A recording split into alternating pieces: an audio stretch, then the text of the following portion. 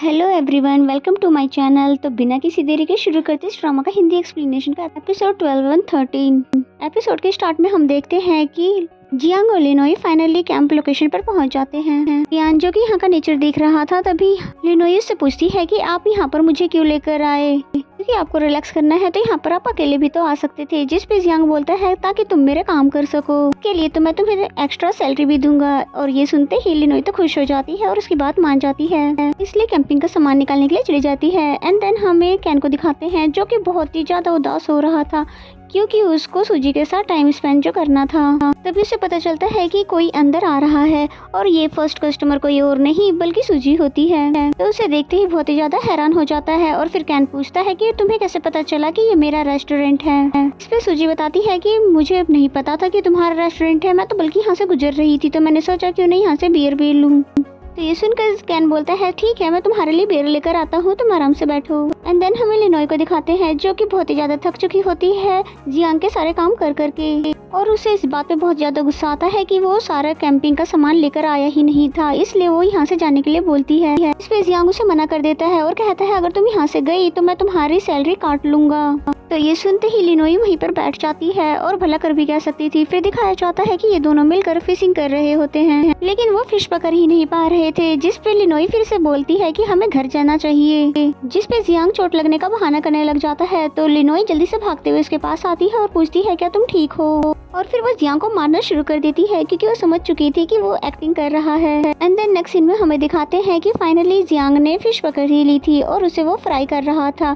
तभी लिनोई अपने टेंट की तरफ इशारा करते हुए बोलती है कि तुम्हें कुछ ये कमजोर नहीं लग रहा, जबकि तुम्हारा टेंट तो बहुत ही अच्छा है और मेरा नहीं। जिस पे जियांग बोलता है कि ये तुम्हारी गलतफहमी है और चुप हो जाओ, मुझे डिस्टर्ब मत करो, मुझे पूरे फोकस के साथ फिश बनाने दो। जिस पे लिनोई चुप हो जाती है और फिर जियांग ने जैसे ही फिश रेडी करके उसको टेस्ट करवाया तो वो बहुत ही ज्यादा टेस्टी थी और वो बहुत ही ज्यादा खुश हो जाती है। एंड देन नेक्स्ट सीन में हमें कैन और सूजी को दिखाया जाता है। वो दोनों यहाँ पर बातें कर ही रहे थे कि तभी वहाँ पर तेज आवाजें आने लग जाती है कंस्ट्रक्शंस की, जिसकी वजह से सूजी को बहुत ही ज्यादा परेशानी होने लगती है।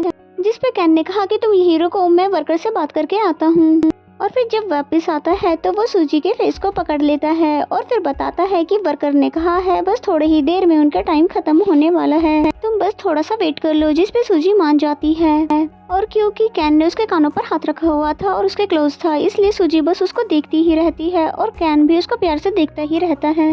एंड देन हमें लिनोई और जियांग को दिखाते हैं जो कि डिनर करने के बाद टी पी रहे थे। तभी वहाँ पर अचानक से बारिश स्टार्ट हो जाती है और इस वजह से लिनोई का टेंट खराब हो जाता है, जिसकी वजह से वो परेशान होने लगती है। जिस पे जियांग उसे बोलता है कि तुम फिक्र मत करो, तुम कार में सो जाना। जिस पे लिनोई जियांग की बात मानकर कार की कंडीशन को चेक करने के लिए चली जाती है। लिनोई के जाने के बाद हमें एक फ्लैशबैक दिखाया जाता है, यानी कि जियांग को पहले से ही पता था कि आज बारिश होने वाली है, इसलिए वो जानबूझकर लिनोई के साथ यहाँ पर कैंपिंग पर आया था ताकि वो ज्यादा से ज्यादा टाइम लिनोई के साथ बिता सके। और उसने जानबूझकर भी लिनोई का टेंट सही से नहीं बांधा था, जिसकी वजह से वो खराब हो गया। फिर तभी लिनोई वहाँ पर आ जाती है जिसको बहुत ज्यादा ठंड लग रही थी, जिसकी वजह से जियांग उसको जल्दी से एक ब्लैंकेट में कवर कर लेता है। और फिर लिनोई ने बताया कि कार के अंदर सोने की जगह तो नहीं है और साथ ही सफोकेशन भी बहुत ही ज्यादा है। जिस पे जियांग ने कहा कि कोई बात नहीं, तुम टेंट के अंदर सो सकती हो और मैं जाके कार में सो लूंगा। लेकिन लिनोई उसको जाने नहीं देती है, ये कहकर कि अगर तुम्हें बारिश की वजह से फिर से बुखार हो गया तो तुम इसका ब्लेम भी मुझे पे करोगे, बेहतर ये होगा कि हम दोनों क्यों न एक साथ ही टेंट में सो जाएं। जिस पे जियांग उसको हैरानी से देखने लग जाता है। एंड देन हमें फिर दिखाया जाता है कि ये दोनों फाइनली टेंट में लेटे हुए हैं और ये दोनों ही बहुत ही ज्यादा नर्वस हो रहे होते हैं क्योंकि ये दोनों बहुत ही ज्यादा ऑकवर्ड सिचुएशन में थे। और फिर जैसे ही लिनोई अपना फोन ढूंढने लगती है, उसका हाथ जियांग के हाथ से टच हो जाता है। फिर वो जल्दी से पीछे कर लेती है। जिस पे जियांग उससे पूछता है कि तुम क्या कर रही हो, वो बोलती है मैं अपना फोन ढूंढ रही हूँ। जिस पे जियांग उसको फोन ढूंढ कर दे देता है और फिर फोन को अपने पास रख लेती है।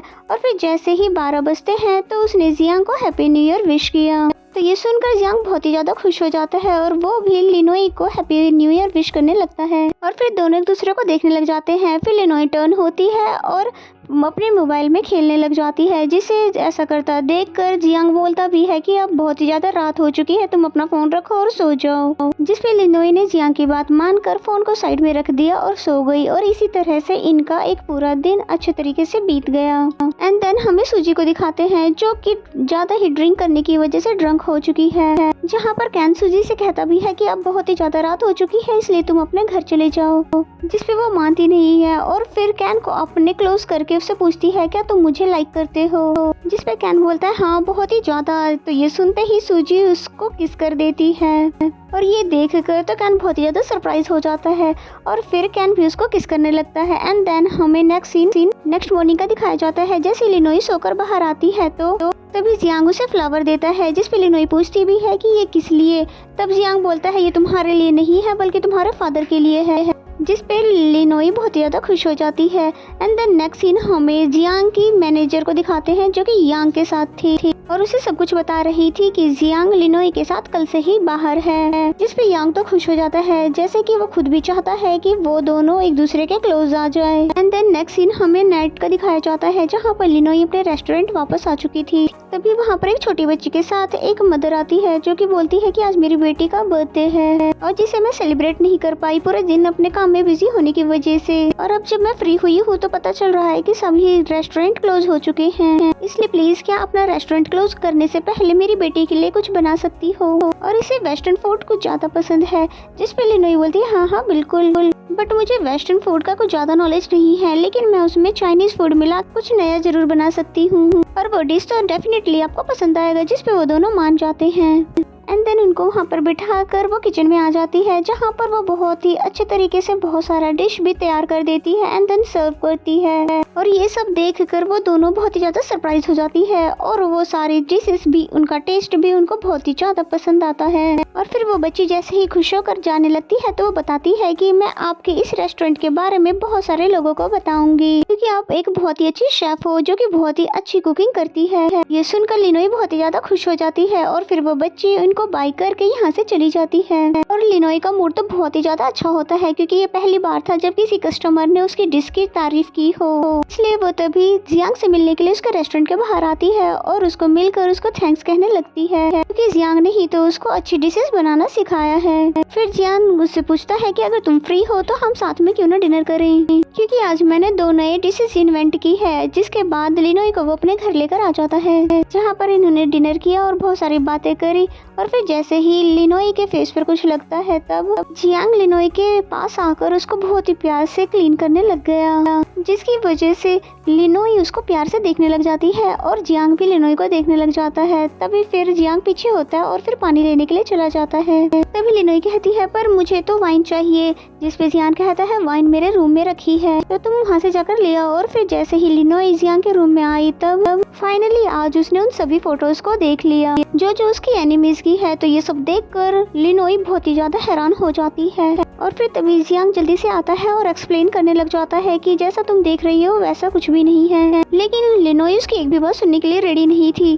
तभी जियांग उसको अपने साथ उसी प्लेस पर लेकर आता है जहाँ वो बचपन में अपनी सिस्टर के साथ आया था, यानी कि मिस्टर कॉन्ग के रेस्टोरेंट के बाहर। फिर लिनोई को वो सब कुछ बता देता है कि कैसे कैसे जब वो अपनी सिस्टर के साथ ऑर्फनेज में रहता था और अपनी सिस्टर को कुकिंग सिखाना चाहता था, जिस चीज की उसने मिस्टर कॉन्ग से बहुत ही ज्यादा रिक्वेस्ट भी की थी, लेकिन मिस्टर कॉन्ग ने तब भी उसे मना कर दिया था। और ये सब वो ग्रैंडपा के कहने पर ही कर रहे थे। तो ये सुनकर लिनोई बिल्कुल चुप रह जाती है। तभी जियांग उससे पूछता है कि बताओ मिस्टर कॉन्ग ने गलत नहीं किया कि उन्होंने ग्रैंडपा की बातें मानी, इसीलिए उसी दिन मैंने तय कर लिया था कि एक न एक दिन मैं मिस्टर कॉन्ग की नाइफ को जरूर सीज करूंगा। और ये सब सुनने के बाद लिनोई उसे कुछ भी नहीं कहती क्योंकि कहीं न कहीं अब लिनोई को भी उसकी बातें सही लगने लग गई है।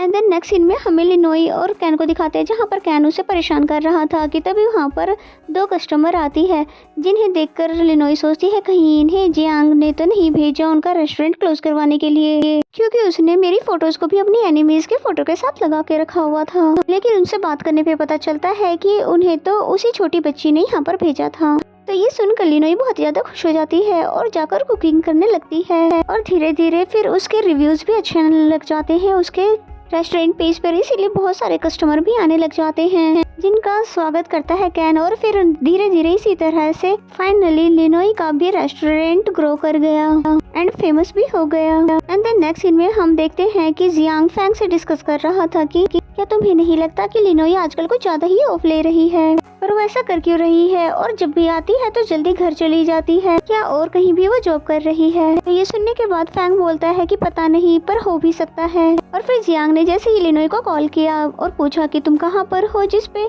लिनोई झूठ बोल देती है कि मैं अपने फादर को लेकर हॉस्पिटल आई हुई हूँ।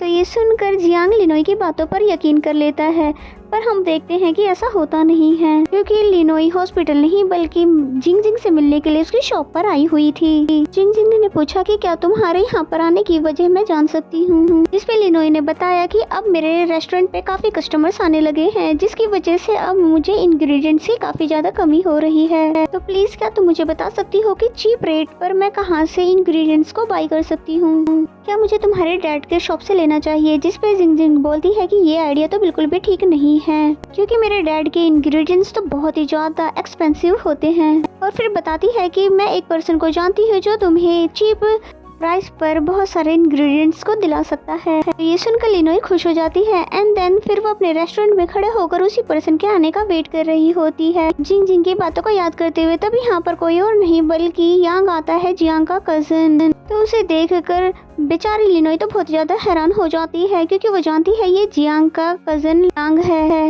एंड नेक्स्ट में लिनोई ने उससे बहुत सारे कुकिंग टेस्ट करवाई, जिसे खाकर वो बोलता है कि वाकई तुम कुकिंग में बहुत ही अच्छी हो, इसलिए मैं अपने होटल के इंग्रेडिएंट्स सेल करने के लिए तैयार हूँ। तो क्या तुम पहले उसे चेक करने के लिए मेरे रेस्टोरेंट चलोगी। जिस पे वो मान जाती है एंड देन वो दोनों कार से जाने लग जाते हैं। तभी रास्ते में यांग कार रोक देता है, कहता है मैं किसी से मिलकर आ रहा हूँ, जब तक तुम यहाँ पर वेट करो। जबकि यांग तो जियांग से बात कर रहा था, जिसे देख कर लिनोई बहुत ज्यादा हैरान हो जाती है और फिर जियांग से छुपने लग जाती है कि कहीं जियांग मुझे देख ही न ले, इसलिए वो कार से भी निकल जाती है। और फिर जब एक जगह पे छुप ही रही थी कि तभी जियांग उसे देख ही लेता है और फिर पूछता है कि लिनोई तुम वहाँ पर क्या कर रही हो, जिसपे वो बोलती है कि कुछ भी नहीं। और फिर जैसे वहाँ से उठने लगती है तभी उसके पैर पर चोट आ जाती है, जिसकी वजह से वो चल भी नहीं पा रही थी। जिसपे जियांग अपना अर्जेंट काम छोड़कर लिनोई के साथ जाने लगता है लिनोई के पैर के ट्रीटमेंट के लिए। और इन दोनों को साथ में जाते हुए दूर से यांग भी देख रहा था, और यांग यहाँ पर जानबूझकर ही लिनोई को लेकर आकर ये कंफर्म कर रहा था कि वाकई ही जियांग लिनोई को पसंद करता भी है कि नहीं। एंड देन जियांग को दिखाते हैं जो कि लिनोई के पैरों को पकड़कर उस पर मेडिसिन लगा रहा था और साथ ही उसके लिए बहुत ज्यादा परेशान भी हो रहा था। जिस पे जियांग को इतनी ज्यादा अपनी फिक्र करता हुआ देखकर लिनोई बस उसको देखती ही रह जाती है। और इसी सीन के साथ ये एपिसोड यहीं पे खत्म हो जाता है। तो मेरा एक्सप्लेनेशन अगर आपको अच्छा लगता है तो वीडियो को लाइक करें, और चैनल को अभी तक सब्सक्राइब नहीं किया तो सब्सक्राइब कर लें, और बेल आइकन को जरूर प्रेस कर लें ताकि आने वाले सभी वीडियो के नोटिफिकेशन आ जाए। तो मिलते हैं नेक्स्ट एपिसोड में।